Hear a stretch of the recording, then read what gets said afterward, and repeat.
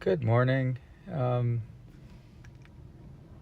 I am trying out this OneStream Live thing, so I'm not sure how well it works. I'm sorry if this video cuts out unexpectedly.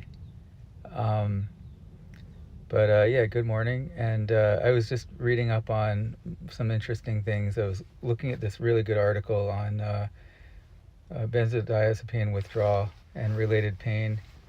And it's interesting because it's very, what it talks about in the beginning is very similar to what people with chronic pain go through, where a person initially has an injury that causes acute pain, and over time, the physical cause of pain goes away, but the pain remains because if the pain isn't properly treated early on, and for possibly other reasons, the central nervous system becomes sensitized to the pain, and person experiences hyperalgesia. They experience hyperalgesia is a term also used for when people are taking pain medication, and at some point, that doctors used to believe that there was no upper ceiling, that they could just keep increasing the medication to deal with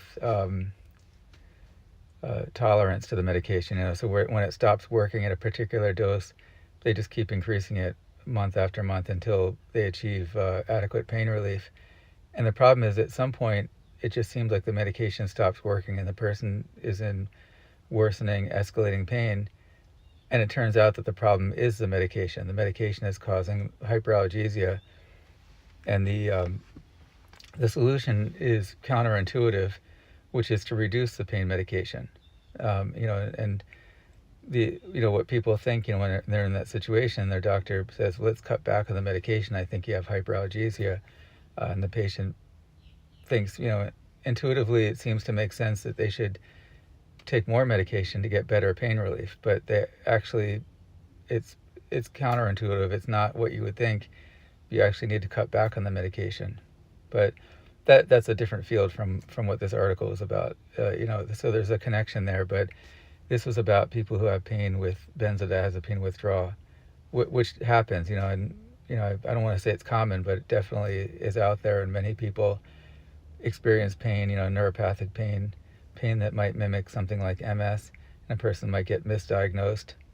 And, in a lot of cases, a solution for a patient who say has been on a very potent benzodiazepine for a very long time, getting that medication out of their system with a careful, gradual taper could be the solution.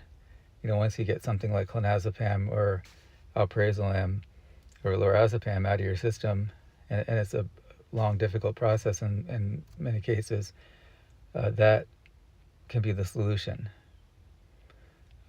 where that pain can resolve.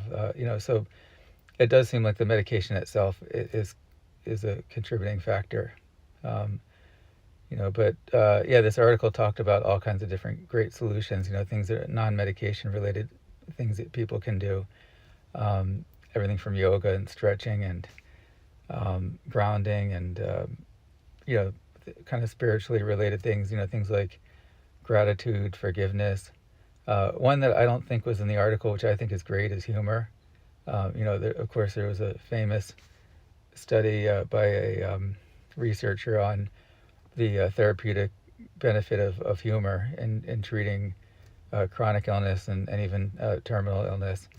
I think it's great. I know that, working with patients, that they, when they find things that are really funny to them, that can kind of take them out of the, maybe not when they're in really bad pain or discomfort, nothing's really funny. But, when you get that little bit of a window where you feel a little bit better, it's great to try to find something that you can laugh at.